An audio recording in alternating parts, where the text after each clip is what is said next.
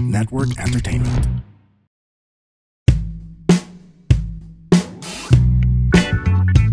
Hello everyone, welcome to another episode of Kaya Pa Ba with Baus Rufo.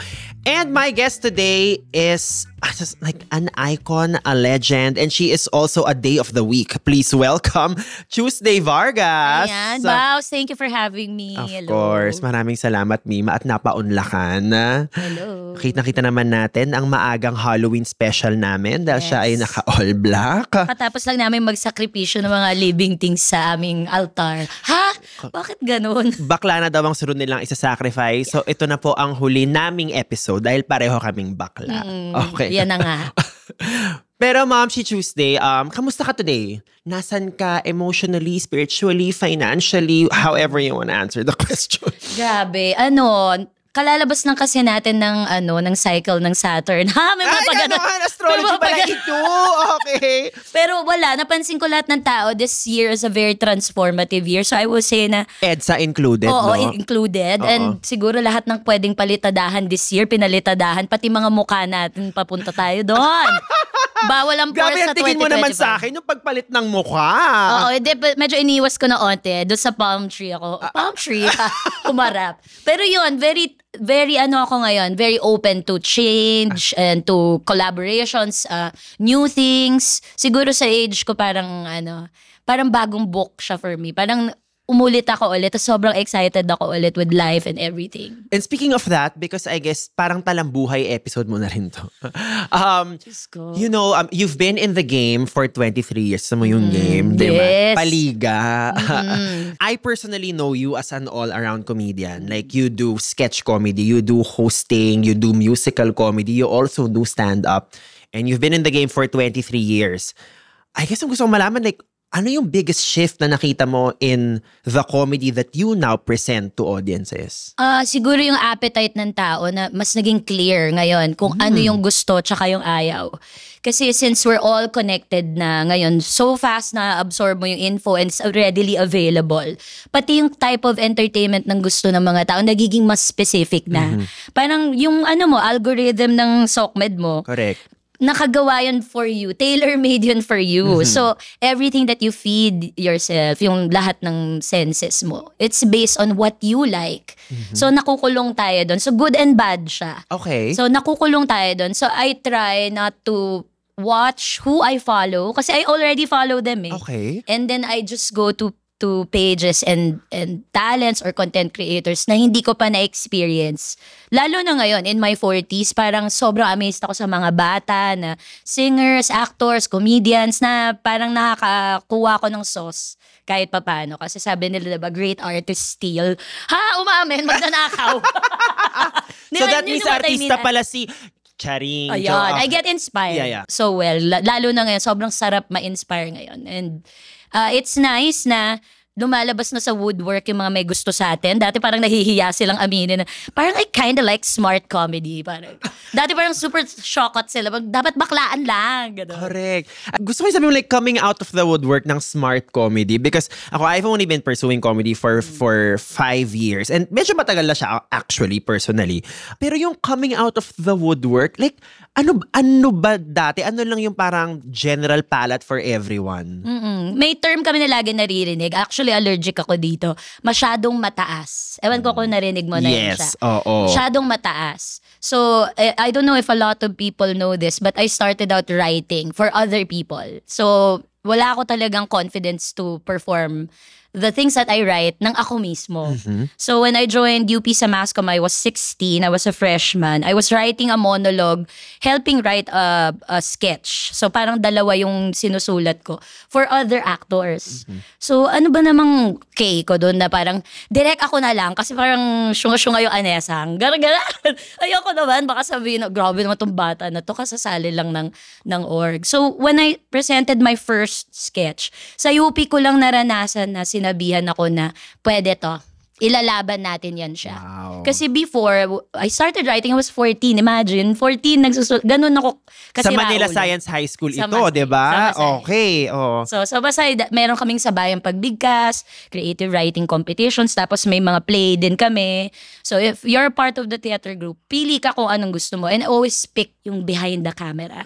Gusto ko PD, kasi mahilig ako mag-paint, mag-draw. Gusto ko set design. Ayokong mag-artista. Yeah. Medyo may hindi stage fright eh. Siguro hindi pa ako buo as a person, so I don't know how to present myself. But it was never something you considered. Yeah. I did, pero hindi, like, just to teach other actors to Got it. perform what I wrote. Got it. Pero me, myself, gagawin yon hindi. So, every time I hear that, ang taas, nadidisappoint ako kasi I thought it was about me. Ako ba to? Parang, hindi ko ba nasusulat yung kailangan ng audience? Or di ko ba naintindihan yung mag-absorb ng type ng entertainment? Yun pala, parang tubig yan di ba? Magkano ang tubig sa airport, boss? 100. Correct. Ganyan. Pero ang tubig sa totoong buhay sa tindahan ay 10 pesos. 15. 15. Yeah. So, depende ang value mo kung nasaan ka sa Correct. location. So, Yeah. yun, I suggest sa mga writers ngayon, huwag kayong masad. Baka kailangan lang, to uproot yourself from where you are and go somewhere where you will be appreciated. And your material, ganun. But it's interesting kasi if you were labeled as parang mataas and that was something that was embraced nung nasa UP ka, and then eventually when you decided to do it professionally, medyo mass appeal ka kaagad if you think about it. So anong shift yung nangyari in terms of, I don't know if this was conscious, if this was part of the management's team, pero kasi parang you were so accessible agad, which is interesting because your experience was you were labeled as parang, wait, this might not appeal to a broad audience right away. Parang kasi, I'm happy na naging artista ako. 23 na ako, turning 24. So, I had a full life before I became somebody's parang public property. Parang, Gets. actually, nagulat nga ako. Parang, ay, ganito pala yun. Yung pag nasa mall ka na yung parang, ha? Tita, yung iniikot ka ng tita, picture tayo, hi! Opo. Gusto ko hinihila ka talaga, no? Talaga, ang liit ko lang kasi, yung parang mahila ako, ganun, umitsa na ako sa annex ng mall. Yung ganong level, sobrang gaan. So nagugulat ako, parang it took a while for me to get used to the lifestyle. But siguro I didn't let go of who I was before the showbiz thing, na lahat ng kaibigan kong bakala, tomboy, ganun. Sila pa rin yung set ng kaibigan ko from before. May mga nabawasan na because they relocated or may iba na silang priorities. Pero still, pag nagre-reconnect, ganun pa rin kami. Hindi, Gets. parang walang dumaan na panahon. Yeah. And that's very important kasi the brand of comedy that people truly appreciate, yung pagmatagal na is, yes, if it's trendy or pasok ngayon sa mga pangangailangan ng tao, sikat ka ngayon. Pero balikan mo lahat ng classic. Bakit na-retain yan sa utak ng mga tao? Kasi innovative and sila talaga yon, markang-marka sa kanila. Yeah. The likes of Chichay, Aruray, all of that. Lahat yan siguro base sa physical na kaya nagiging nakakatawa. Pero tumatak sa mga tao kasi epektibo. So gusto ko yung marka ng Tuesday Vargas, pwede tayong maging maganda, maging fashion, at nakakatawa ng sabay-sabay. So nung simula, ang hirap patanggap sa tao. Parang naaano sila. Ano bang gusto mo? Like, Komedyante, fashionista, singer, ano ba talaga? Correct. But slowly, if you stay authentic, if you really want people to see you for who you are, gagawin mo lang yung thing mo nang hindi ka nag-iisip kung kakagatin ba to ng tao. Yeah. And I think social media has really helped in terms of painting a wider, clearer picture sa mga iniidolo nating artista. Diba? And then you get to realize, hindi, like the artistic expression of yung komedyante na Tuesday Vargas sa TV is just one of the many things, diba, that fuel the artist. And na-mention mo nga yung parang pagiging iconic status. And for me, I think you're an icon because of like just the longevity alone of like how long you've done it. Pero base nga sa aming research na sabi mo sa isang interview dati, parang getting famous or being famous is the easy part. It's the staying in it and also maybe staying interested to do it is the much harder part to accomplish. Yeah. And like, so how do you feel about the sentiment this time? They've tried to make you so many things in the course of almost 3 decades, no? when I say they, hindi lang to yung powers that be that you know that sign you for networks or for projects. Hindi lang to, even to your audience. Miss Tuesday, dapat ganito naman, or may mga pa-suggest sila, pa-desisyon sa life mo, no? So, gusto ko yung pa-suggest naging pa-desisyon. Oo, yung parang firm na sila, pumupunta na sa matapang na sila. Yung paawayin na sila sa'yo. Parang, teka lang po, oo. Pero ako, mahal ko yung fans ko kasi parang ako rin sila. Yung laging pag kami nagko-comment, lalo na sa TikTok. Kasi parang mas active ako sa TikTok now. Parang nakatuwaan ko siya ng boga. Na ang dami palang bata na kagaya ko. Ang dami ding mami na kagaya ko, babae na gaya ko, bakla na kagaya ko na nakakagulat. Diba? Ganyan na, ay me, nararamdaman ko pa nagawa ganun yung balikat habang nagre-reply siya. Ganyan siya. Oo. So sa akin, ang pakiramdam ko sa point na ito ng laban ko, no, na wag tayong matakot kasi hindi dapat bara yung edad or yung kung ano man nagawa mo na before. Oy, baka dapat i-level up ko na kasi nagawa ko na to dati. That iba naman. Parang siguro yan yung pinakamalaking deterrent, yung fear. Yeah. Tinatanggal ko na yan ngayon sa, parang wala akong pake. Wala na talaga akong pake, gagawin ko yung gusto ko. Gagawin ko kung ano yung tama para sa akin. At saka yung tingin kong magugustuhan ng totoo kong fans. Yeah. And of course, diba, yung disposition na yun na parang, you know what, I'm just gonna be me and walang pake. It's an aspiration na sana ganun tayo everyday, day in, day out. Diba? But may mga times pa rin na talaga tipong wait, parang ito ba yung tamang career move na next? So, if you were to pinpoint lang specific moments in your career na nagkaroon ng fork in the road. Fork in the road! Now, fork in the road in terms of like, babaguhin ko ba yung image ko a little to the right or to the left? What were some of the career moves na you considered na I guess buti na lang hindi mo ginawa because now you are here and living as authentic as you possibly can? Ginagamit ko dito sa material ko. Siguro yung yung cosmetic surgery na aspect.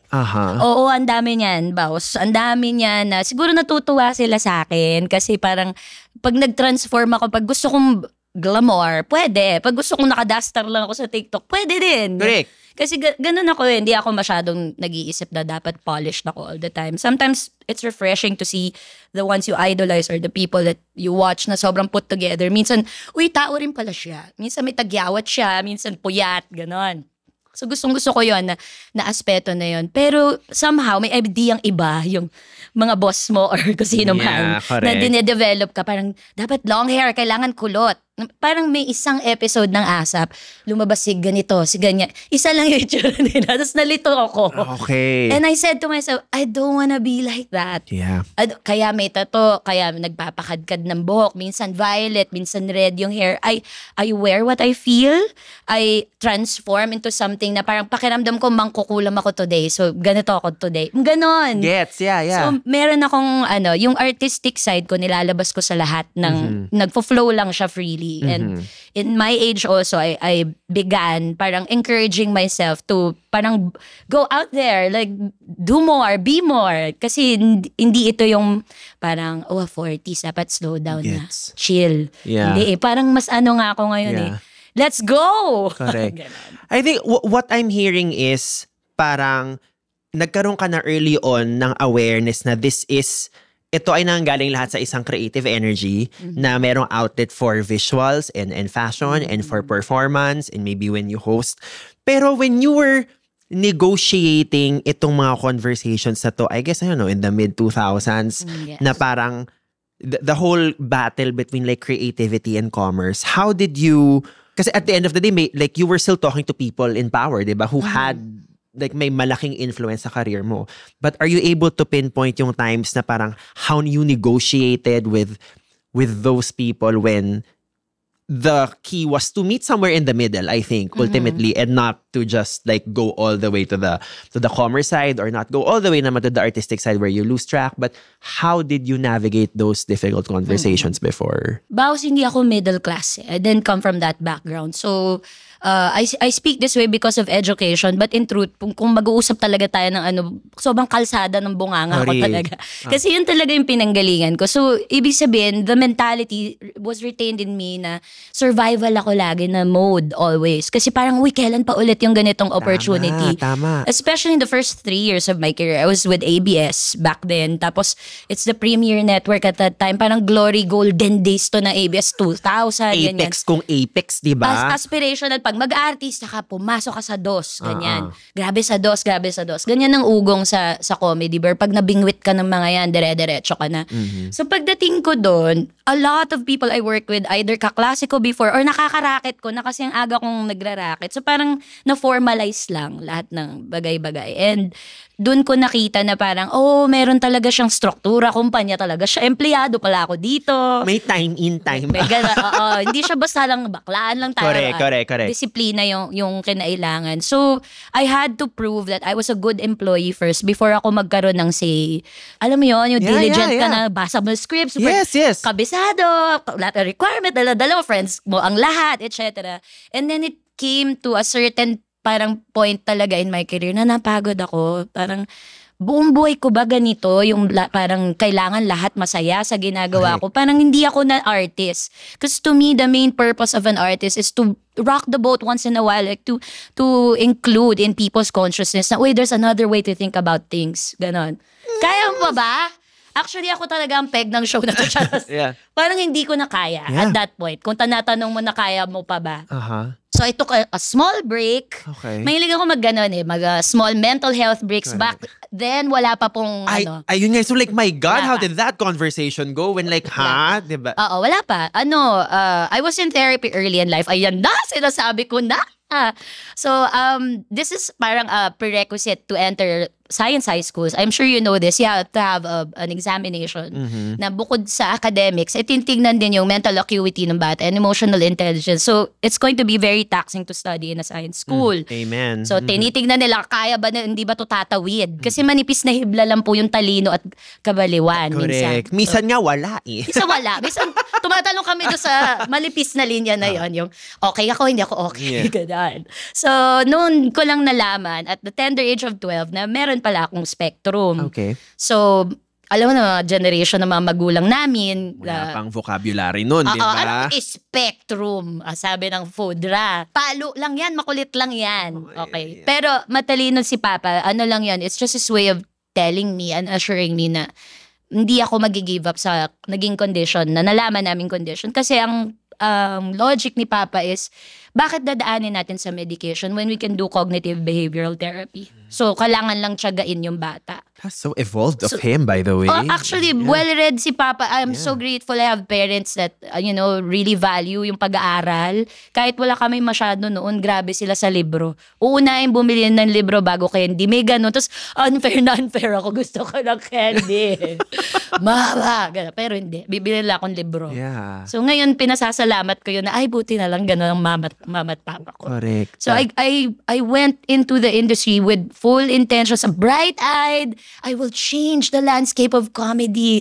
Tapos pagdating mo, hit ka ng hard reality na, no girl, meron tayong hierarchy. We do things a certain way here. Hindi pwede. Kailangan mo munang patunayan kung anong kaya mo. Parang ganon. Pero yung kasing patunayan muna kung ano yung kaya mo, I think it's necessary education for artists Because like, especially if you want to do this for a really long time and you want to do this as like a source of livelihood, you gotta learn how certain things are done. And just because you do that, it doesn't mean naman that's the only way you are going to do things. Diba? You will still get to rock the boat. Yes. Diba? And I think in terms of rocking the boat, it was such a big boat. Yung babae po ako, di ako bakla. I mean, that for me is a definition of like, kung meron ng term na trending sa TikTok noon, I mean, yun talaga yung version ng like, sumakses, diba? Like, talagang siya, cultural phenomenon siya. So, what I wanna know, when something this big happened to you, like, where were you at your career or like your personal relationship with success at that time? In-equate ko yung success with fame nung when I was younger. In-equate ko yung success with financial abundance. Correct. Ngayon, ibang-iba na. Like, almost 30 years in, including yung music career prior to the showbiz career. Iba na yung definition ko ng success and how I want to achieve that. I want to take my time. I want to deserve the kind of success that I deserve. Yung, hindi kasi ayokong yung level na maliit lang. Ang nakakatakot yung pangarap ko malaki. Sobrang taas niya. Yung tipong kahit bang odd age na ako, yung tumitira pa rin ako sa comedy. Wala na akong ipin. And yung ganong level. Yung pangarap ko nakakatakot siya enough na it merits na kailangan ko siyang tayuan. Yung mag-show up talaga ako. Ganun. And I've been showing up. So, yes. na-realize ko na, wow, grabe, 16 ako nagsimulang magtrabaho. Oo, napapagod ako. Pero kaya ko pa ba? And parang yes naman ang sagot lagi. Yes naman ang sagot. So, when babae po ako came out, I was kinda ready but not that ready.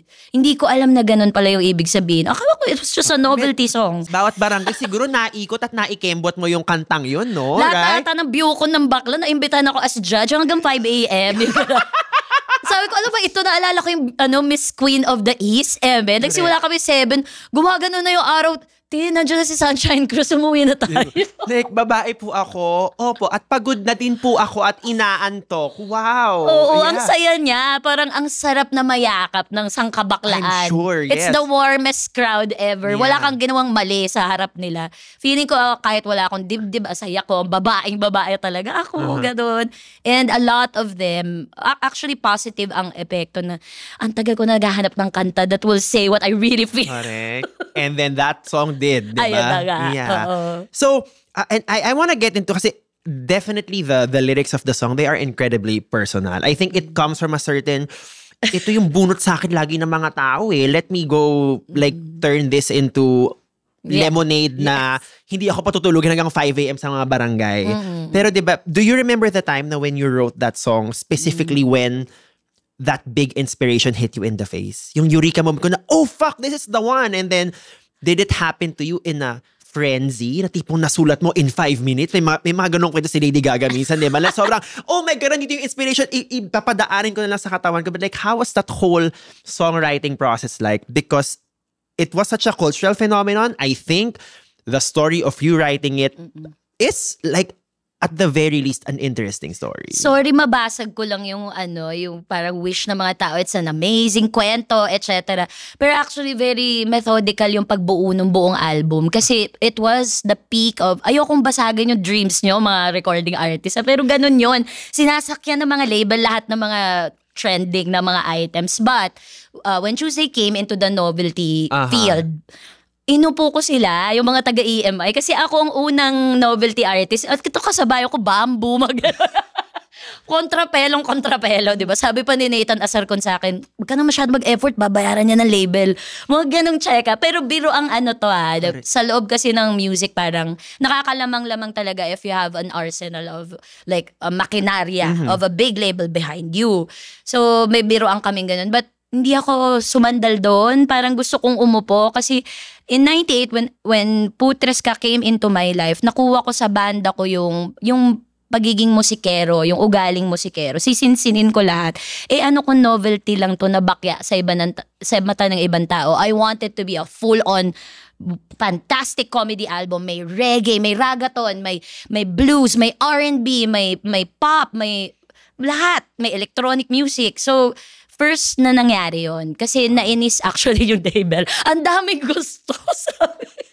Kasi nga, gusto ko maging, siya, totoong album siya. You wanna rock the boat, yeah, diba? Yeah, hindi siya pucho, ganon. So, nung dumating si Edwin Maroliano, which is the one who really wrote majority of it, nag-upo kami talaga ng mga, ito lagi nilang sinasabi sa akin, tinanong niya ako. Ganon lang siya kasimple.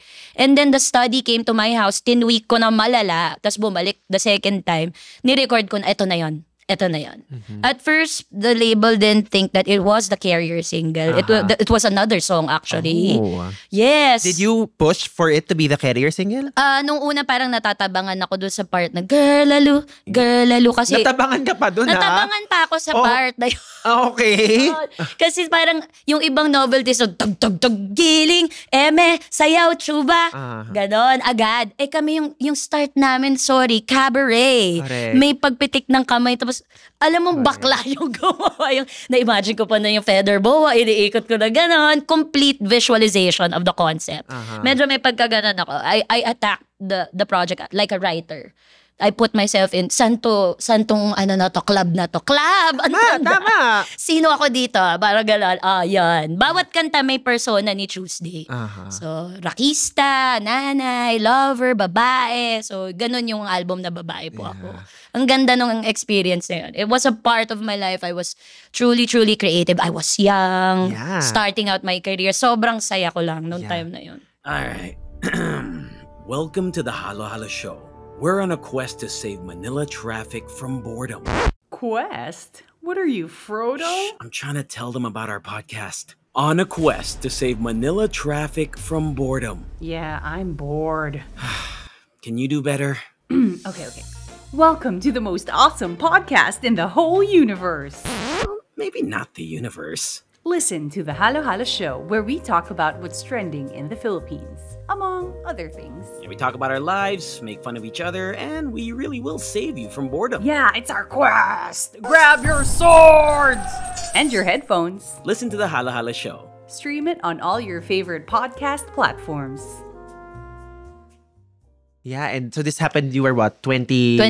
Yeah, diba? Parang for that time, I'm sure talagang like yung sumasabog ka in the best way possible. Yeah. I mean, everybody dreams of that, and to have gotten that, I'm sure talagang was such a blessing.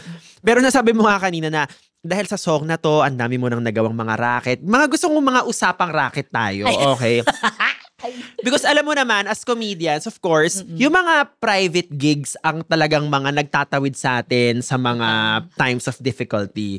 Like, gusto ko lang makakuha ng mga nakakatawang kwento mo of gigs sa tipong racket na ni-racket mo and anong mga masashare mo nakakaloka, nakakatawa. Just memories na you're fond of now from your racket days.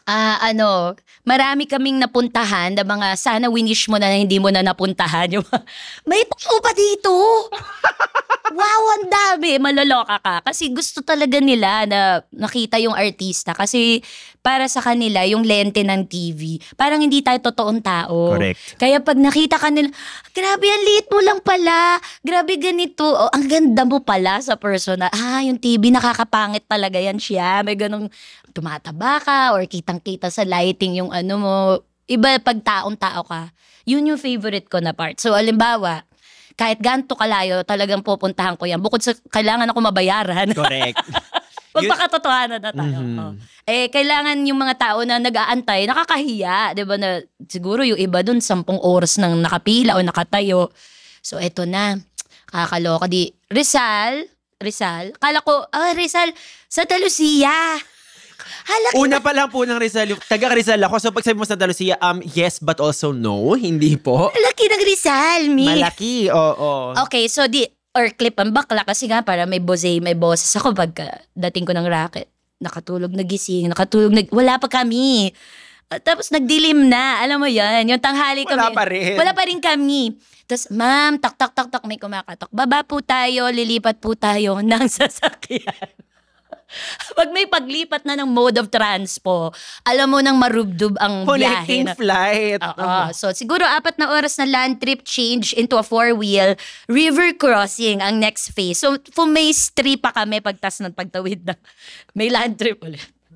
Tapos pagdating mo doon, papadinner ka muna sa bahay ni Mayor. O, standard naman yun. Courtesy call. Hello po, hi po, picture, ganito, ganyan. Tapos parang tahimik na yung bayan. Para ako na sa loob ng isang horror movie na, dito na kayo matulog, bukas na lang ang palabas. Yung tapos, bibiglang aakit sa bintana na lola. Na-shortcut na Oh my ako. God. Tahimik na yung bayan. Totoo po bang may show? Ganito. Oo, meron, eme. Okay, so balik tayo sa van. Wala kasing holding area. So imagine 12 noon, umalis na Manila. Rizal lang. Na 10 na ng gabi. So 10 oras na akong bumabiyahe at nag-aantay. 12 na, natulog na ako sa van, nagising na, wala pa rin yung racket. Nasa loob pa rin ako ng van. Ang ending, nakasampa ako, 2:00 na madaling araw, nandun pa rin lahat ng tao. Inantayin nila ako talaga yan. At sabog yung show. Sobrang saya. Yung energy nila pang 6 p.m., yung prime time. Yung ganon, 2 a.m. Which means na as a performer, wag tayong may dahilan ba tayo nandun? Correct. Pasayahin ng mga tao. As long as bayad ka, hindi ka tinrato ng masama, enjoyin mo na rin, nandun ka na eh. So, ang saya nun kasi napatunayan ko yung mga tao, aantayin ka nila pag trip na trip ka nila. Sobrang nagstay sila talaga, super dance, super tawa kami, ganun. Gusto ko pa nga umisang racket, pa ito morning show, ganun. Diretso na ako ng studio. Oo, para wala nang palitan, di ba? Wala nang bura-bura. Sayang yung makeup. Correct. So grabe. And I think yun talagang, it's a reminder na parang life also comes in seasons. May mga season na talagang palong-palo, diba? Yeah. Meron kang big machinery of a network behind you to just help you sustain the career. But also because you have been doing this for a long time, I'm sure naka-encounter ka na rin ng period sa tipong, parang hindi ito ang season of reaping, no? I guess for artists, for younger artists who are just starting, who are maybe going through periods of, okay, baka hindi muna ito. What's the biggest thing you've learned in terms of how you just show up for yourself when, the gigs are not there and the inspiration may not be there? Siguro one word lang, pivot. Always pivot. I'm a great fan of learning kasi. So, I like discovering new things. Pag interesante sa akin, isang bagay aaralin ko. Like, before, when I put up my events company, hindi lang yun yung inaral ko. Nag-aaral ako ng floristry arts, nag-aaral ako ng culinary arts, nag-aaral ako ng event management, ng basic accounting, mga ganun ako. Yeah. Tapos online lang lahat. Every free time, ginugoogle ko for people in the house know this. No? Nasa internet ako or consuming content or writing things down in blank index cards. Mahilig ako sa white index card na walang line. Sulat lang ako ng sulat, ganyan. So, yun, siguro ma-encourage ko lahat ng mga bago sa industriya na huwag kayong matakot na porket hindi ito yung field na sinimulan nyo, dito kayo matatapos. Actually, you are free to reinvent yourself as many times as you like. And be excellent in so many things na wala kayong restrictions. Kasi yung self-sabotage na yan, na yung mga saboteur nyo sa utak, yan lang yung nagre-restrict sa inyo actually. So ako, I listen to my fears. I face them. Hindi ko sila parang, oh no, ito na naman, ayoko nang harapin. I just know when I'm celebrated in a space. Tapos pag hindi na masyado, that's fine. I could go somewhere else. Ganon siya. Hindi siya end of the world for me. I love that. And I think that's like the perfect segue to my next question because you are so evolved about just how you handle things ngayon. You have a spiritual practice of you're a Buddhist up until now, right? Among so many other things. Correct. Among so many other things, including sa babaeng maraming racket at pagod na. Lahat naman ata tayo, ganon. Kaya diba? pa ba? Yun ang tanong. Yeah. Itong spiritual practice mo na to, how has this helped or how has this informed the artistic expressions that you've done after discovering this particular spiritual practice? Masaya ako kasi the central doctrine of Buddhism is all life is suffering. So, normal yan na nag-girap ka. Tapos, para sa akin, yun din yung central doctrine ng comedy. Exactly. Totoo na comedy comes from a lot of pain, diba? It's always like, kunyari, when something painful or traumatic happens to me, parang part of me wants to be devastated, pero part of me is also, paano ko to isusulat at lalagyan ng punchline pag kinuwento ko na on stage, di ba? Totoo. Yeah. Sabi ng isa kong friend, tragedy plus time is comedy. So, balang araw pagtatawanan natin to lahat. Yeah. Pag ni-recall mo kung paano ka nagpakagaga para sa pag-ibig, kadalasan ganyan yung mga kwentuhan namin, mga bakla kong kaibigan. Coming from you? Check namin. Yung coming from, mga gano'n namin, ano yan? Mga kalokohan mo sa buhay, mga mali mo, mga yan, kagagahan mo sa desisyon mo. Hindi yan, material yan. Lahat ay material. So gano'n, inaano ko lang, naglilive ako ng buhay as if lahat ng ginagawa ko, posibleng material. Para ako nasa movie lagi. Gano'n ngayon ang buhay ko. Parang every time papasok ako, music video sa room. Gano'n. Yung gusto ko maging attitude gratitude. Yeah. Kasi may zest ako for life na gusto kong makahawa sa ibang tao. Yeah. Ngayon nagiging ano na ang mundo, parang everything just passes you by. Yeah. Parang normal na lahat, na-achieve mo lahat, nalalaman mo lahat, nagugugol mo lahat. Nawawala yung yung parang mystique, yung cool. So let's try to bring back the cool. Yung hindi ka lang basta nakakatawa, yung maangas ka din. Ayun, may angas. Yeah. It sounds as if you are happier than you've ever been. Is that right to assume? Yes. Yeah. And feeling ko, I think that's a very important conversation to have na your best days continue to be ahead of you. Kasi parang feeling ko, kunya, like, bilang bading parang iniisip ko lang is, like, if I miss my window of like having a partner the way heterosexual couples like get a partner, parang it's declining from there. But feeling ko, no, it's ultimately up to you when you decide na you're done. Yes, totoo. Kasi lahat tayo writer in a sense ng mga sarili nating buhay, di ba? So, sabi nila, write what you know. Write what you know. Pag niloloko mo yung sarili mo, it's not what you know, it's what you want to know or what you want other people to know about you. Pero if you start being truthful to yourself, aminin mo na talaga lahat ng mga katsakahan mo, that's the only time you'll become better. Diba?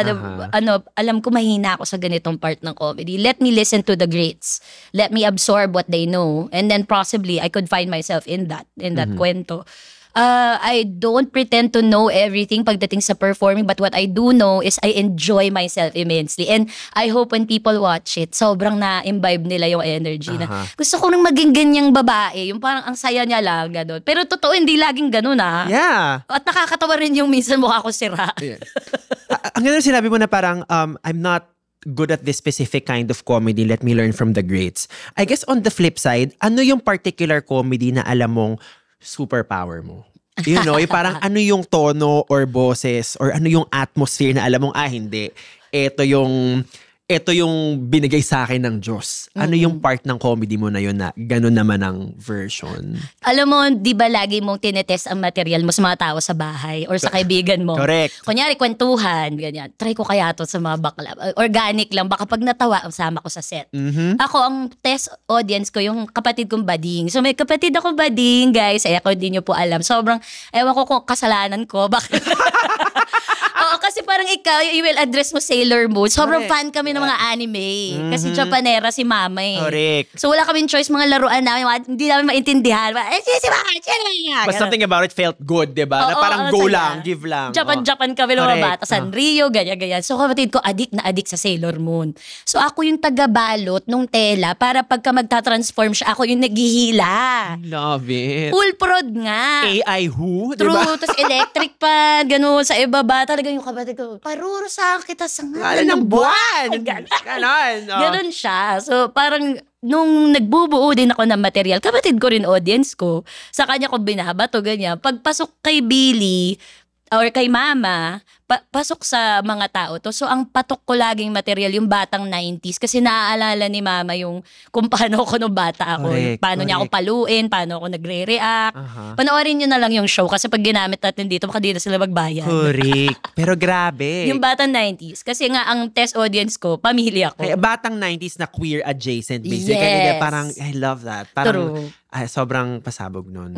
Yung kung ano yung alam ko, yun ang sinasabi ko sa mga tao. Tapos lagi kong kinukumpara yung mga bata sa amin. Naku, ilan taon ka? 34? 34, yeah. 34. Ako 44. So 10 years older ako sa'yo. Pero part ako nung alanganin akong Gen X na millennial. Yes. Kasi naabutan ko yung mga masyashonder din eh. So, lumaki ako sa mga nakakatanda kong pinsan. So, yung mentality ng 80s tsaka 70s, nasa akin pa rin kahit 80s baby na ako. So, minsan, yung material ko, yung chinatsaka ko yung mga Gen Z.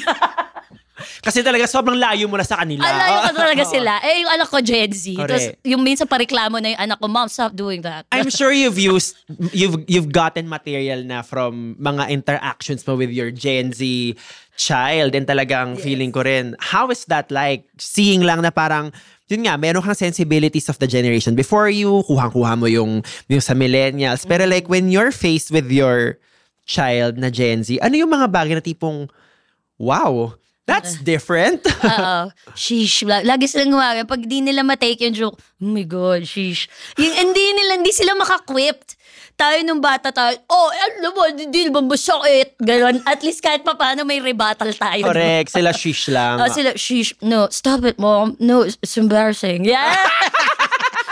Ganon sila. Nakakatawa yun for me kasi parang, ay, di mo kalaban. Inaway yung sariling anak. Chares. Ang sarap lang kasi parang gets naman ng mga kids na we're more docile, we're socio-politically aware, but we're more reserved. Ha? Chares. Kami nung mag-aaway kami sa kalsada, square ang tawag namin doon. Diba? Ganon. Tama. So, ang sarap nilang gawa ng material. I'm sure, meron ka na sigurong at least 30 minutes worth of like mga Gen Z hanash. Sinasabihan na nga ako ng anak ko na tama na daw. Tama na, Mi. Wala na ako kaibigan. manghihingi na siya sa'yo ng cut Commission. sa mga ganap-ganap. So, bilang babaeng maraming ginagawa at maraming hanash katulad ko. So you do so many things. You do stand-up, you host See Your Honor sa GMA sa YouTube. Also, you do TikTok, you do sketches, and I'm sure every now and then meron pa rin nagbo-book sa'yo to perform Babae Po Ako, diba? Yes. Ano yung pinakagusto mong ginagawa?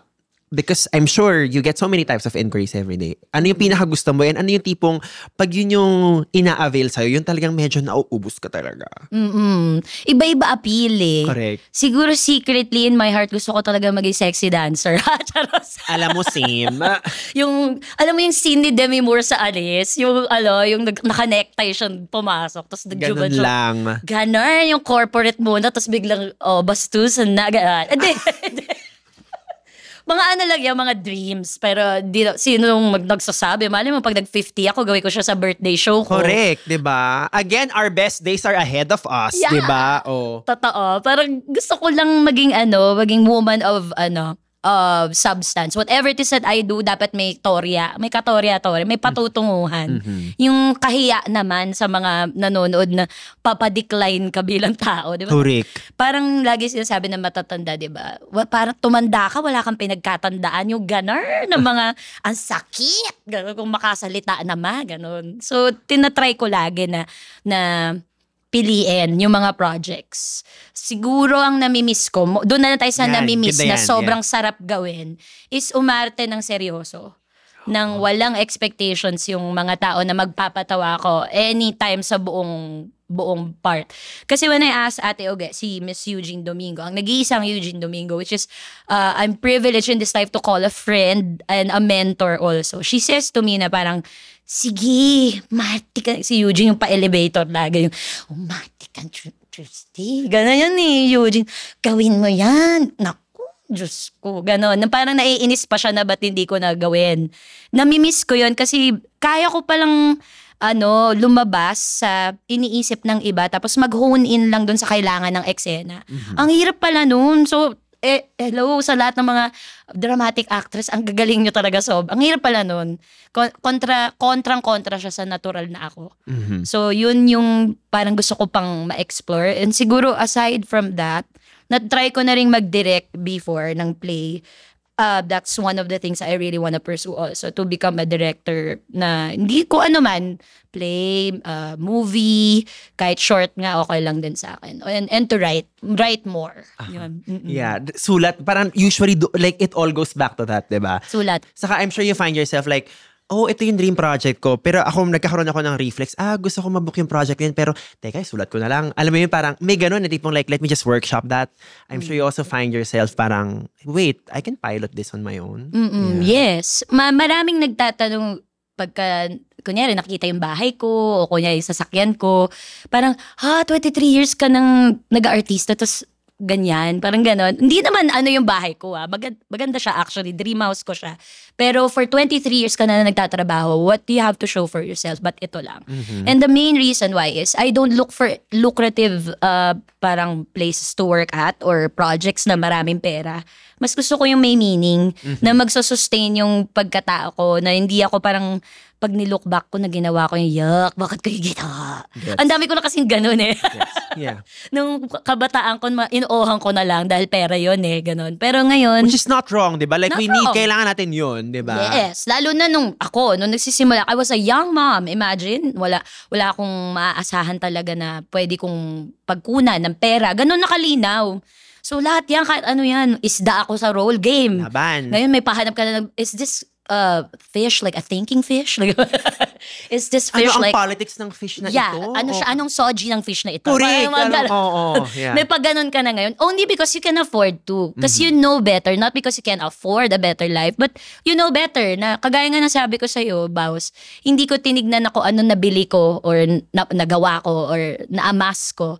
Na yun yung bara ko ng success. Feeling ko, by talking to my fans, talking to people who say, you changed my life, na sumulido yung pagkabakla ko dahil sa'yo, na nag-transition ako finally, Miss Tuesday, kasi babae po ako. Yung, to be able to change lives in that manner, to me, that's success already. And I'm pretty relaxed because I know I'm still making my mark to this day. Ginagawa ko pa rin siya to this day. Yun.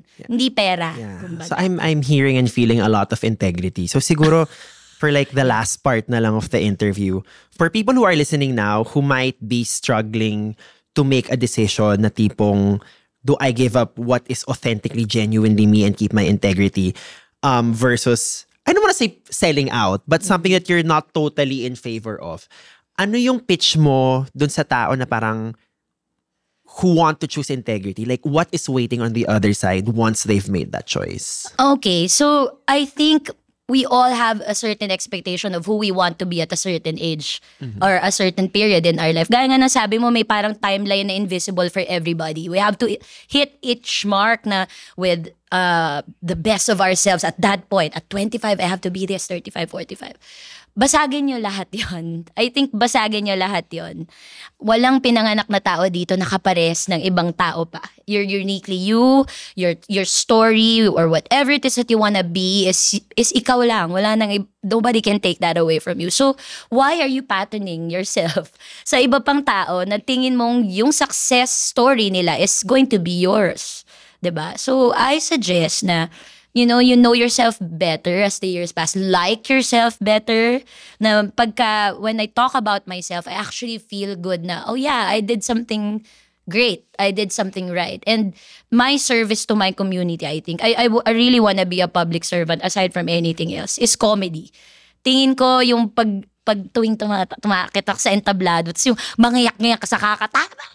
Gumagano na yung mga yun ang gusto ko, ipaghihikain na sila, hindi diba? mo titigilan hindi lalo. Hindi mo titigilan, diba? Isa ka pa. Yun, ano mo siya. Yeah, diba? Yung ganong moment. Yung, everybody's in on the joke. Correct. Ayun. Yeah. So, yun ang gusto ko, to find more kindred spirits, fellows, mga artists with like minds na let's try to make art more inclusive. Isama natin yung mga tao. Huwag natin silang pagtawanan. Isama natin sila sa tawanan. Kasi pwede naman. Or pagtawanan mo sarili mo. Correct. Mas nakakatawa yung eto kasi actually, masaya na kayo. Ganon.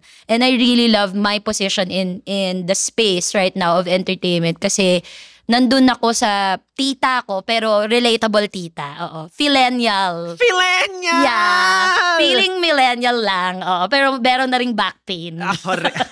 I love that. Thank you so much, Tuesday. You're welcome. It's my pleasure. Ang dami nating ipon muna tayo ng trauma, tapos mag-interview ulit tayo para mas maraming sustansya yung ano natin. Hindi pa nga namin na-skim yung trauma sa iba. Actually, hintayin mo yung therapist kung sumama sa interview. Ha? But thank you so much. Thank you. So please tell our audience, constituents, saan kanila pwedeng mahanap, saan kanila pwedeng sugurin, kung meron silang issue. Where can they follow you, upcoming shows? Ayan. So for people in Dubai, we're going to be there on June 29 at the Dubai World Trade Center. So I'm going to be with Alex Calleja, Kay Brosas, Giselle Sanchez, Ethel Buba, and Ima Dumagay. So ang saya nito. Avengers, ha? Avengers ng comedy. At si Alex lang yung bukod tanging lalaki. So siya si Black Widow. Siya si Black Widow. Ha? Lalaki si Black Widow. Anyway, asayan yan. So kung wala pa kayong ticket, punta kayo sa platinumlist.net. Tapos excited na kami pumunta sa UAE kasi balita ko kasagsagan ng init. So parang papunta kami sa Tapa. Training nyo tong Manila diba? Ibang klase daw. So kita tayo dyan. Tapos Your Honor, manood po kayo ng Your Honor. Nasa YT lang po yan. Hanapin nyo po yan. Napaka makabuluhan. This will solve world hunger, this podcast. Ha? Charos. Ang tas ng aspiration for the podcast. Ano pa ba? Sokmed. So, follow nyo ako sa TikTok, Instagram, Facebook, Tuesday_V. Madali lang hanapin. Basta may blue check. Ako yon.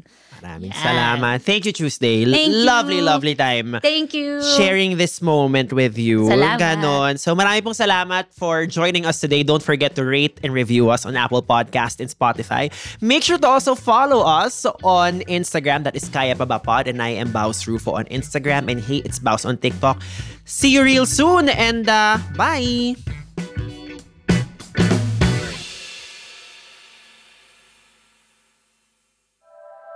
The opinions of podcast creators, hosts, and guests are not necessarily reflective of the official stance of the Pod Network Entertainment, its hosts, or other network programs. The content created by the people behind the podcast is personal and not meant to harm any religion, ethnicity, group, organization, company, or individual.